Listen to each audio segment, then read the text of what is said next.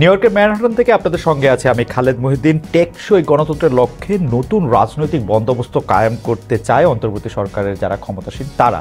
অনেকে আবার বলছেন যে তাই এই অন্তর্বর্তী সরকার দিয়ে আসলে বাংলাদেশের অনেক কিছুই এখন সম্ভব হচ্ছে না, অনেক জায়গায় অনেক কিছু স্টাক হয়ে থাকছে, একটি নির্বাচিত সরকারি ক্ষমতা আসা দরকার। অনেকে আবার বলছেন যে এই সরকার কারো কাছে নির্বাচনের জন্য যাওয়ার জন্য বা নির্বাচন ঘোষণা করার জন্য দরকার কিছু সংস্কারও। এসব নিয়ে কথা বলতে আজকে আমাদের সঙ্গে আছেন নাগরিক ঐক্যের সভাপতি জনাব মাহমুদুর রহমান মান্না।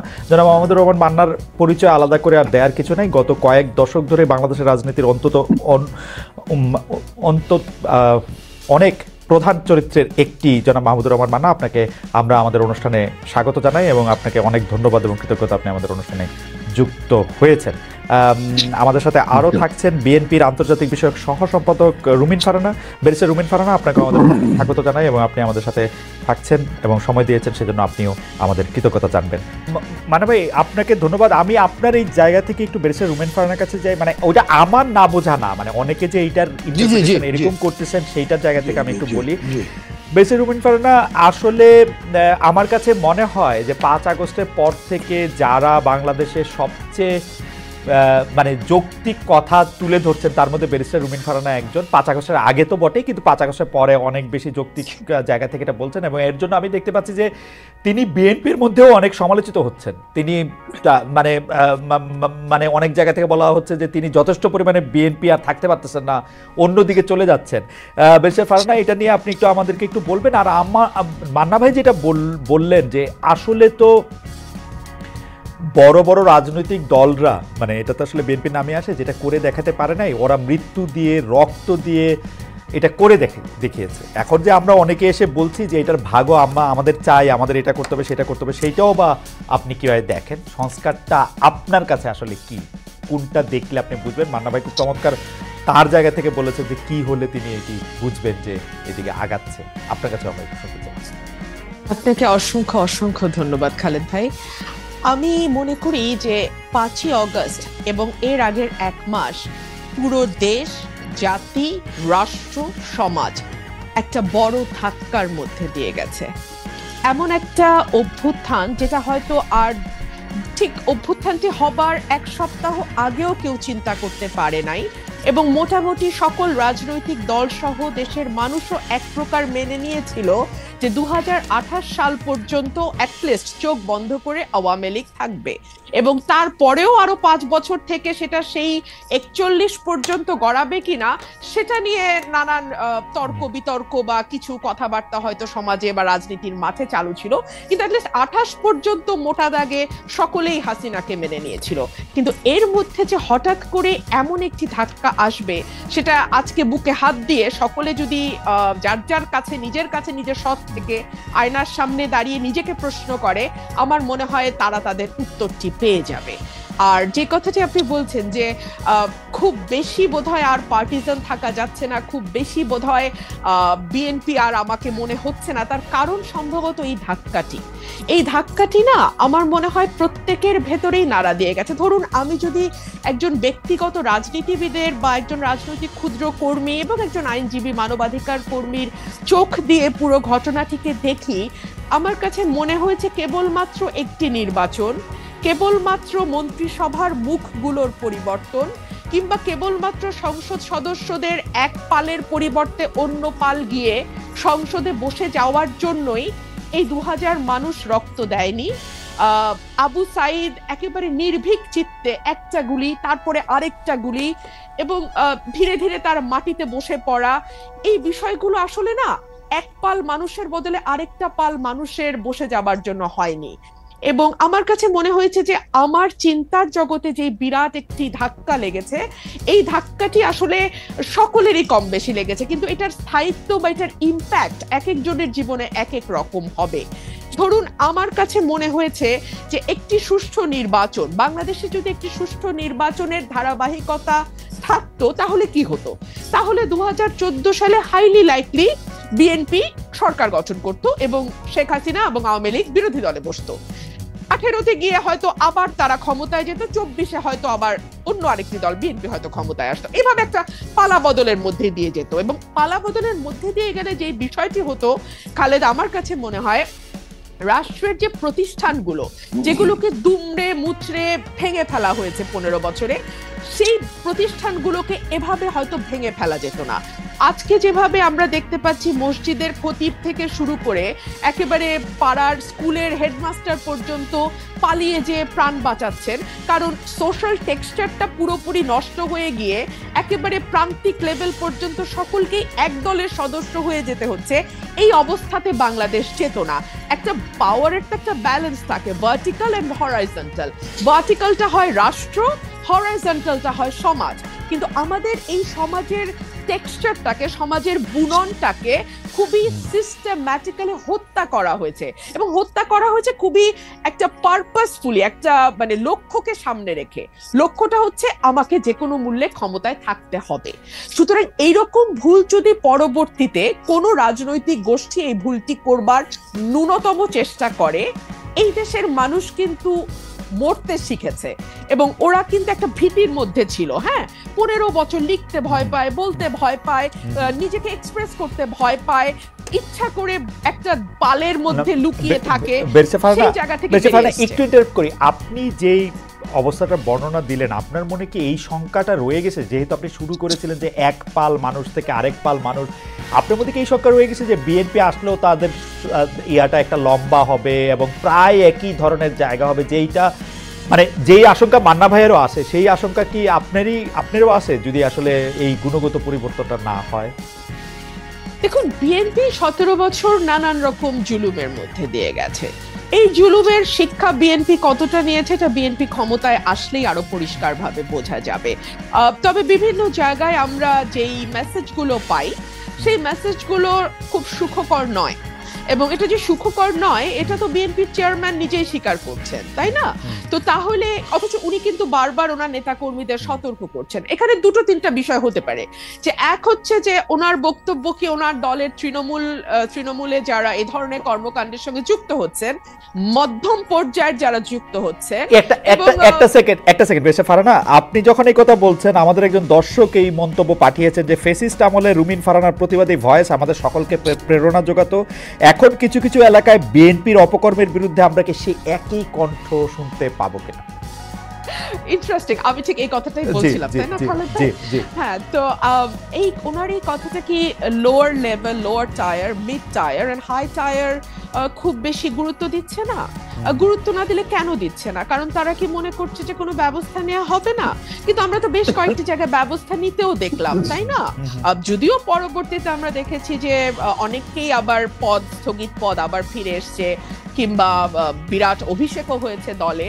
তো এগুলো কি আসলে একটা বার্তা পৌঁছায় যে আসলে খুব বেশি কিছু হবে না, এই প্রথম একটু একটু ব্যবস্থা হবে, পরে আবার যেই থোর বড়ি খাড়া বড়ি থোর? তো এই কথাগুলো বলবার একজন রাজনৈতিক কর্মী হিসেবে আমার বাংলাদেশে বসে একটু কিছু টোল আছে ডেফিনেটলি, তাই না? সো ফর এক্সাম্পল, সেই টোলটা কি হতে পারে? আমি নিজেও নিজের সাথে হিসাব করেছি। সেই টোলটা হতে পারে যে হয়তো আমাকে নমিনেশন দেওয়া হবে না, মন্ত্রিত্বের হয়তো প্রশ্ন থাকবে না। কিন্তু দেখুন, একটা রাষ্ট্র গঠন করতে এই ছোট ছোট জিনিসগুলোতে ছাড় দেয়া, আমার এমপি না হওয়া, কিংবা আমার মতন আর 10 জন যদি কারো সাহস, আমি জানি না 15 বছর আমি সাহস দেখি নাই, আগামী 10 বছর আমি সাহস দেখবো কিনা Khaled, I am very sorry. আমি বেরিসা ফারানা, আপনাকে একটু থামাই এই পর্যায়ে। আমি শুধু প্রশ্নটা করে রাখি, সেটা হচ্ছে যে আপনি একাদশ জাতীয় সংসদে অন্যতম বিরোধী কণ্ঠস্বর ছিলেন, সংসদের মধ্যে সংসদের বাইরে, কিন্তু যারাই বিগত 3 সংসদ নির্বাচন অংশ নিয়েছেন, সংসদে গিয়েছিলেন, তাদের ভালোভাবে দেখছে না বৈষম্য বিরোধী ছাত্র আন্দোলনের নেতারা বিগত 3টি নির্বাচনের সমালোচনা করলে একই সংসদে থাকা ঠিক হয়েছে কিনা সেটি প্রশ্ন করছে। আমাদের দুটি প্রশ্ন, যে আপনি আসলে অন্য কোনো রাজনৈতিক দলে, বিশেষ করে এই বৈষম্য বিরোধী ছাত্র আন্দোলনে যদি একটি রাজনৈতিক দল সংগঠন করে সেখানে আপনি যাবেন কিনা, এক। আর দুই হচ্ছে যে আপনি যে আশঙ্কাটি করছেন যে আসলে নমিনেশন মনোনয়ন না পাওয়ার ব্যাপারে, সেটির ক্ষেত্রে আপনার বলছি না খালেদ, আমি একটু ক্লিয়ার করি, না হলে না খুব একটা হেজি হয়ে থাকে। মানে আমি বলছি এই ঝুঁকিগুলো বাংলাদেশের প্রেক্ষাপটে তৈরি হয়, আমি পাবো না বা পাবো কোনোটাই বলছি না, এই ঝুঁকি তৈরি হয়। এখন এই ঝুঁকি নেওয়ার দেশের স্বার্থে, দেশের কল্যাণ, এবং যে ধরেন একগুচ্ছ মানুষ কয়েক লক্ষ মানুষের কিন্তু একটা প্রত্যাশা যে 15 বছর তো ওই মানুষটিকে আমরা সত্য বলতে দেখেছি, সাহসী ভূমিকায় দেখেছি। এখন কি তিনি ওই জায়গাগুলোতে কম্প্রোমাইজড হয়ে যাবেন? একটি নমিনেশনের জন্য কিংবা একটি মন্ত্রিত্বের জন্য তিনি কম্প্রোমাইজ করবেন? আমি আসলে বেছে নিয়েছি কম্প্রোমাইজ না করাটাই। ওকে, আমরা ওই প্রশ্নটা মানে আপনি বৈষম্য বিরোধী ছাত্র আন্দোলনের সঙ্গে যাবেন কিনা তারা রাজনৈতিক দল করলে সেই প্রশ্নটাতে আমরা একটু পরে আসবো। আমি আবারও আপনাদের দর্শকদের মানে আপনার এই পজিশনের অনুবাদ দর্শকদের কারো কারো কাছে কি সেটি একটু আপনাকে শোনাই, শুনে আপনি একটু মান্নান ভাইয়ের কাছে যাই। মাহফুজ আহমেদ তিনি ইংরেজিতে বলছেন, the lady is hypocritical, she doesn't prefer Awami League but she has soft corner for student wing of Awami League. যাই হোক, এটা আপনাকে দেখে কেন মনে হলে সেটা আমি জানি না, সেটা তার অনুবাদ। আমি কাছে আমি আসলে প্রশ্ন করেছিলাম যে বৈষম্য বিরোধী ছাত্র আন্দোলনের মধ্যে আপনি আসলে যুক্ত হবেন কিনা, এটা হবেন কিনা। জয় বাংলা নিয়ে আসলে আপনার মতামত আমরা একটু শুনে নিতে চাই, যেহেতু প্রশ্নটা উঠেছেই। আপনি একটু বলবেন যে হাইকোর্ট বলেছে যে এটার না, আমি আসলে কোনো দলে যাওয়ার কথা কল্পনাও করছি না, এটা আমার কোনো চিন্তার মধ্যেও নাই। আর দ্বিতীয় যে প্রশ্নটি, জয় বাংলা স্লোগান, দেখুন পুরাটাই তো পলিটিসাইজ হওয়া। এই যে আপনি না আলাদা আলাদাভাবে কোনো প্রতিষ্ঠানকে রক্ষা করতে পারবেন না। আপনি যখন সকল কিছুকে একত্র করবেন একটি বিশেষ লক্ষ্যে, তখন আপনি পিসমিল বেসিস আছে জুডিশিয়ারিটা ঠিক রাখি কিংবা আচ্ছা থাক আমি প্রশাসনটাকে ঠিক রাখি, ইট ইজ ইম্পসিবল খালেদ ভাই।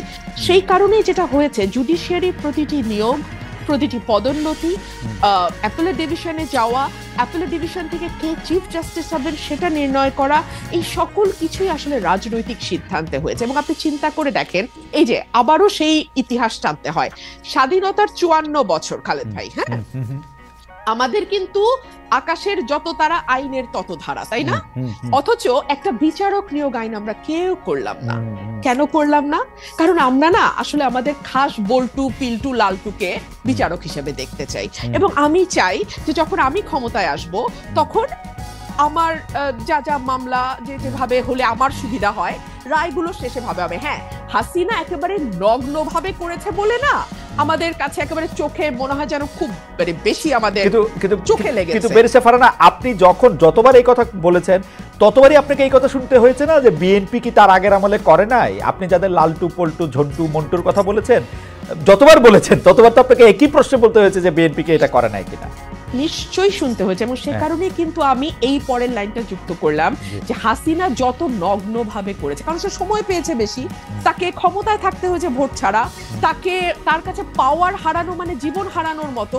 সুতরাং তার কাছে যেটা মানে তাকে যেভাবে সকল কিছু ভীষণভাবে ব্যবহার করতে হয়েছে, অন্য গভর্নমেন্টকে ততটা সুযোগও তারা পায় নাই এবং ততটা তাদের ব্যবহারও করতে হয় না। সেই জায়গাটাতে কিছুটা ডিফারেন্স আছে, মাত্রাগত পার্থক্য, let's put it in this way, মাত্রাগত পার্থক্য। হ্যাঁ, সে কারণে আমরা দেখছি যে বাংলাদেশে জাতীয় স্লোগান কি হবে এটাও হাইকোর্ট নির্ধারণ করে।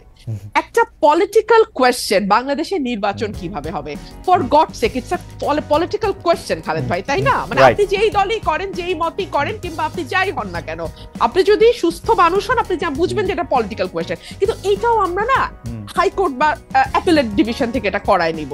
আবার ধরেন আমাদের সংবিধানকে আমরা মোটা দাগে একটা পারিবারিক বইয়ের মতো করে ফেলবো, আমরা যা যা চাই তার সবই সংবিধানে থাকবে। এবং এমন সব অদ্ভুত প্রপোজিশন আমরা সংবিধানে দেব যে আমরা সামনে ভবিষ্যতে যত সংসদ আসবে সেই সবগুলো সংসদকে আমরা বেঁধে ফেলার চেষ্টা করব।